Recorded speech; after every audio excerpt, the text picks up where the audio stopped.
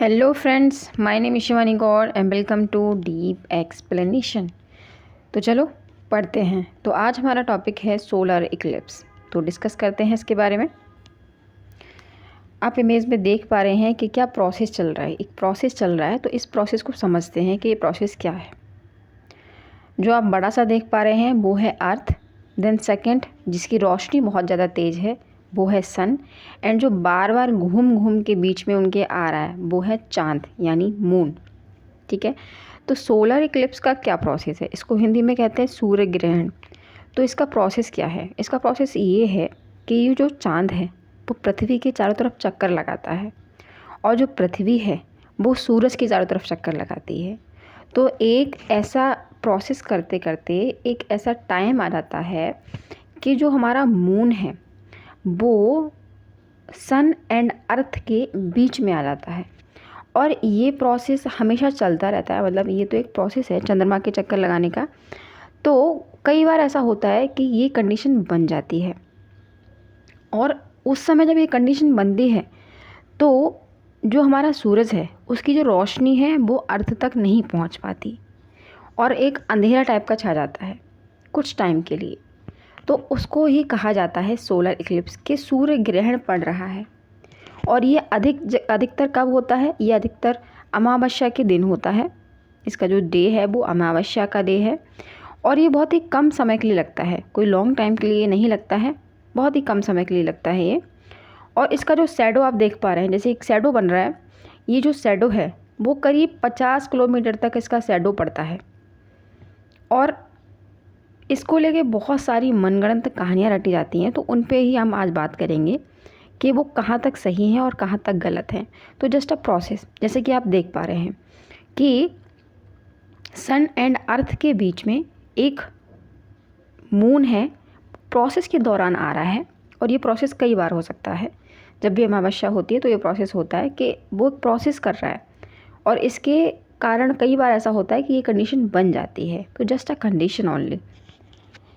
और इसी को हम कहते हैं कि सूर्य ग्रहण पड़ रहा है, क्योंकि वो जो है, जैसे कि कोई साइड है हमारे अर्थ की, तो उस साइड लाइट पड़ रही है सन की, और वो बीच में आ गया तो उतना पार्ट वो ढक लेता है, और उतनी जगह पर शैडो बन जाती है।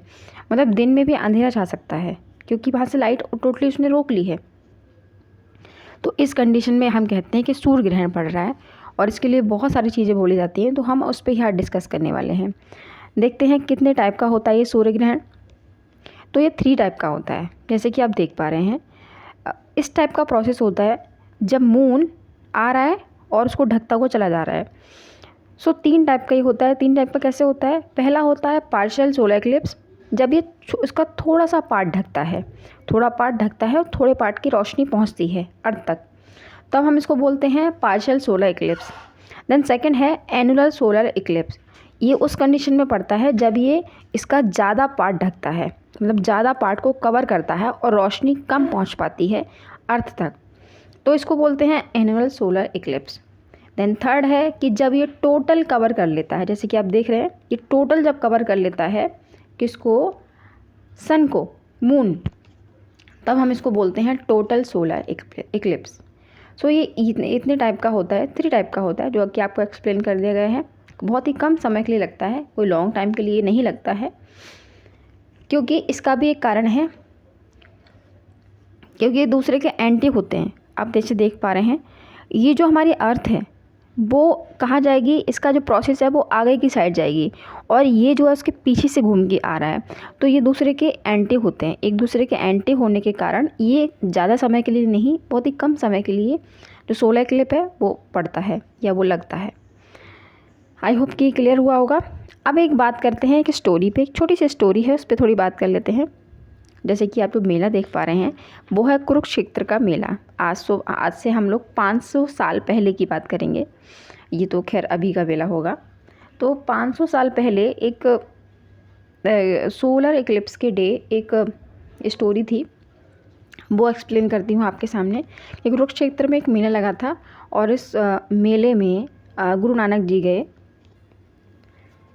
उस मेले में गुरु नानक जी गए, और वहाँ पर उनको ऑफ़र किया गया डियर का मांस, यानी डियर मीट उनको ऑफ़र किया गया और वो किसी खाने में ऐसा भेदभाव नहीं करते थे। तो उन्होंने बोला ओके।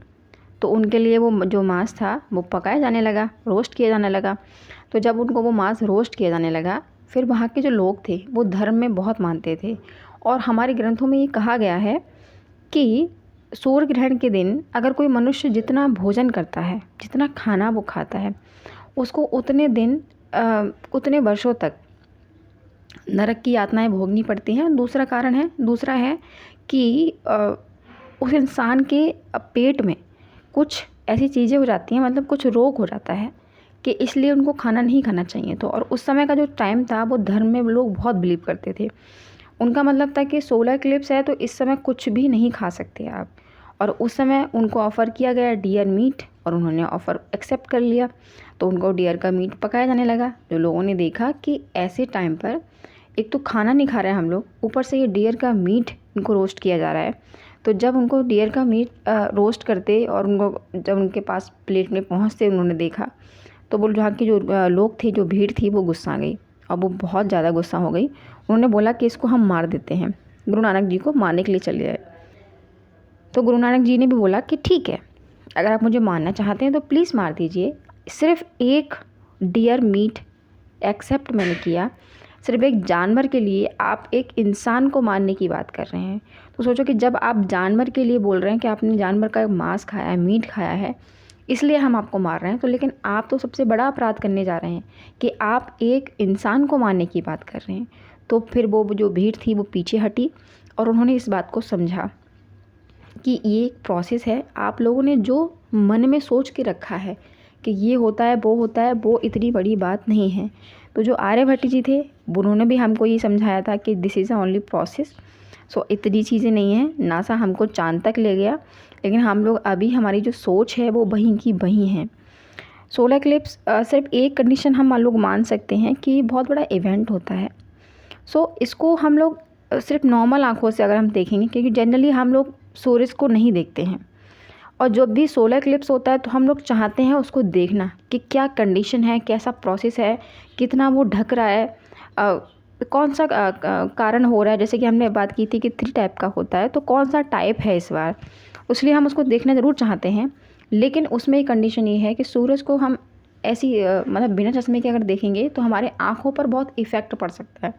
उसका जो इफ़ेक्ट डायरेक्ट रेटिना पर पड़ता है।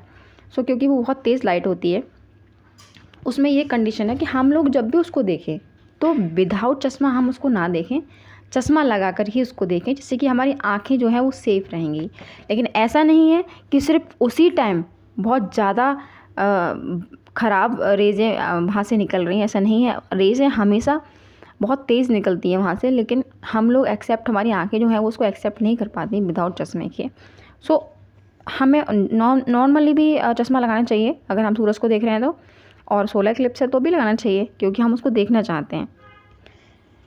और बहुत सारी बातें उसमें बोली जाती हैं कि बाहर घूमना मत, जब ग्रहण पड़े तो बाहर मत घूमना, कि आपकी जो राशि है उस पर बहुत ज़्यादा ख़राब सिस्टम है, तो इसलिए आप बाहर मत जाना। तो ये बहुत बकवास सी चीज़ें हैं। आप खुद देख पा रहे हैं कि क्या है ये क्या है, ये आप खुद देख पा रहे हैं क्या है। ये सिर्फ एक प्रोसेस है, और जो प्रोसेस नॉर्मल है जो कि होता ही रहता है, कभी ना कभी होता ही है, क्योंकि कंडीशन बनती है तो होता है।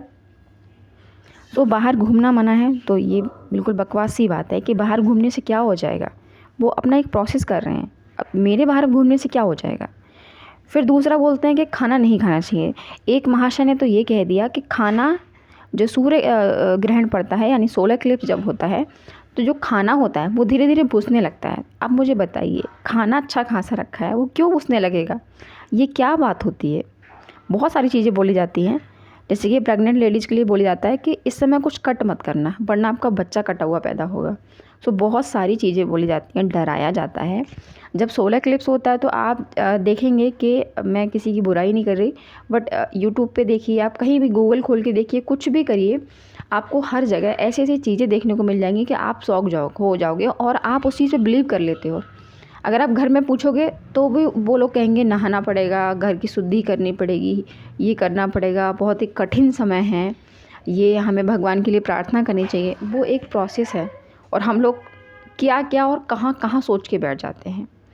और बहुत ही कम समय के लिए वो प्रोसेस होता है। सो हम लोगों ने बात कर ली कि वो क्या प्रोसेस होता है और क्या है। एक तो मैंने बहुत ही अजीब बात सुनी।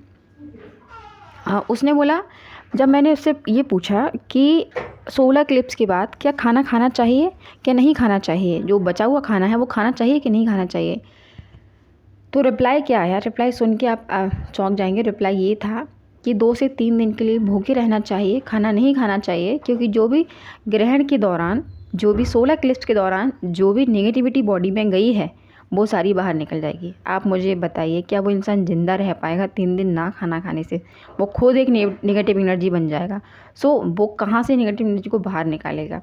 सो ये बहुत ही अजीब चीज़ें हैं, इन पे बिलीव ना करें। बिलीव करने वाली चीज़ों पे बिलीव करें। ये एक बहुत अच्छा इवेंट होता है तो लोग उसको देखना चाहते हैं, वो बहुत अच्छी चीज़ है। लेकिन सिर्फ ये अंधविश्वास की चीज़ों पर भरोसा करके ये सब कुछ एक्सेप्ट कर लेना, क्योंकि आज 2022 है और हम आज भी वही सोच रख के चलेंगे तो हम लोग कुछ नहीं कर पाएंगे। सो मेरा बताने के लिए यही कारण था कि हम लोग बहुत सारी मनगढ़ंत कहानियाँ, हम लोग के साथ भी होता है, मेरे साथ भी हुआ कि घर में बोला जाता है कि ये मत करो वो मत करो, बट ये सब कुछ आपके सामने क्लियर है, आप जानते हैं कि क्या प्रोसेस है जो भी है। So thank you.